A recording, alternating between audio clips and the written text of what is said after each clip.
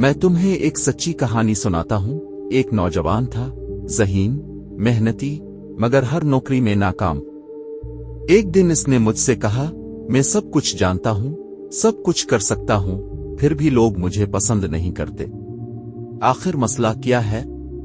मैंने इससे कहा, तुम खुद को जानते हो, लेकिन क्या तुम दूसरों को जानने की कोशिश करते हो? उनके दिल की आवाज सुनते हो? उनके जज्बात, मसाइल, ख्वाब, दुख, उनकी खुशी को महसूस करते हो? वो खामोश हो गया।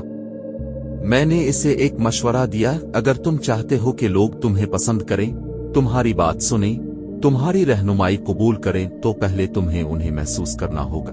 यानी तारीफ करो, सच्ची और दिल से। दूसरों की सुनो, बगैर टोके। मुस्कुराओ, बना किसी गरज के। नाम याद रखो, क्योंकि हर इंसान को अपना नाम प्यारा होता है। उन बातों में दिलचस्पी लो जो उन्हें अजीज है। जब वो नौजवान उन उसूलों पर चलने लगा, इसकी जिंदगी बदल गई। वही लोग जो उसे नजरअंदाज करते थे, अब उसे इज्जत देने लगे। इसे मौका मिला, तरक्की मिली, कामयाबी उसके कदम चूमने लगी।